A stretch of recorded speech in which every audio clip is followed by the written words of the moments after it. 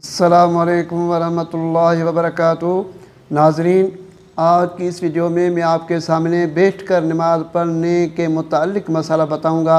वो कौन सी नमाज है, अगर बैठकर कोई नमाज़ी पढ़ता है तो उसको उसका आधा सवाब मिलता है, और अगर खड़े होकर पढ़े तो उसको मुकम्मल उसका सवाब मिलता है। नाज़रीन, अगर आप इस चैनल पर नए हैं तो अगर आप हमारे चैनल को सब्सक्राइब करेंगे तो इस तरह की ज़रूरी मालूमात हम आप तक पहुँचाते रहेंगे। अगर आप हमारी इस वीडियो को शुरू से लेकर आखिर तक सुनेंगे तो आपके इल्म के अंदर इजाफ़ा होगा और आपको बहुत फ़ायदा मिलेगा। नाज़रीन, सबसे अव्वल तो एक इंसान ऐसा होता है जिसको उज़्र होता है, यानी वो खड़ा नहीं हो सकता, क़याम नहीं कर सकता, नमाज खड़े पढ़ नहीं सकता। ये तो एक अलग बात है क्योंकि उसको शरई उज़्र है। कुरान पाक में अल्लाह ताला जल्ल शानहू ने 5वें सिपारे के अंदर यानी हुक्म फरमाया कि अगर तुम खड़े होकर नमाज़ पढ़ सकते हो तो खड़े होकर नमाज़ पढ़ो, अगर खड़े होकर नहीं पढ़ सकते तो बैठकर भी मेरा ज़िक्र करो, अगर बैठकर भी नहीं कर सकते तो आप लेटकर यानी मेरा ज़िक्र कर सकते हो। ये अल्लाह ताला जल्ल शानहू ने कुरान अज़ीम के अंदर हुक्म फरमा दिया।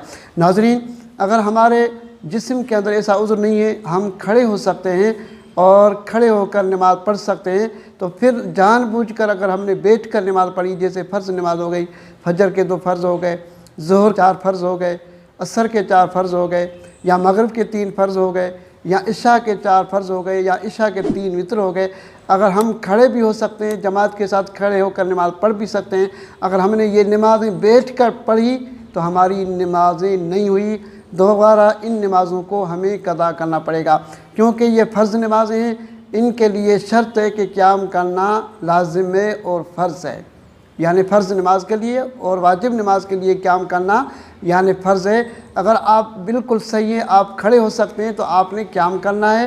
क़याम करने के बाद आपने बकिया नमाज जो है कि उस तरीके से पढ़नी है। अगर आपने इस तरह की नमाज़ें फ़र्ज़ और वाजिबात बैठ कर आपने पढ़ी हैं, हालांकि आप खड़ा भी हो सकते हैं, आपको इतना उज़्र भी नहीं है, तो आप उन नमाज़ों को कज़ा करके पढ़ें।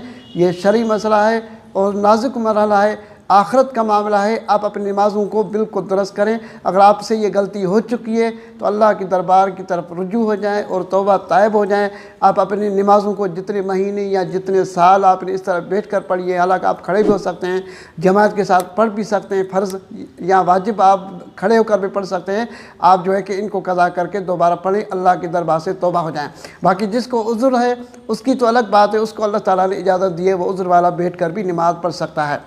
नाज़रीन, अगर बैठकर हम नमाज़ पढ़ते हैं, जैसे सुन्नत हो गई, जैसे ज़ोहर के बाद हम 2 सुन्नत पढ़ते हैं, फिर उसके बाद 2 नफल पढ़ते हैं, यानी काफ़ी मुसलमानों के अंदर यानी इलाके के अंदर हर इलाके का अपना अपना रवाज है, लेकिन ये रवाज है कि सुन्नत पढ़ने के बाद बैठकर 2 नफल पढ़े जाते हैं। काफ़ी जगह तो सुन्नत भी बैठकर पढ़ लेते हैं, यानी बड़ी उम्र वाले लोग खड़े नहीं हो सकते, बैठकर भी सुन्नत पढ़ते हैं और नफल भी बैठकर पढ़ते हैं। उसमें हमें आधा सवाब मिलता है, उसमें हमें आधा सवाब मिलता है। अगर हम खड़े होकर सुन्नत पढ़ेंगे हमें मुकम्मल सवाब मिलेगा, अगर हम खड़े होकर नफिल पढ़ेंगे हम उसका सवाब मुकम्मल मिलेगा।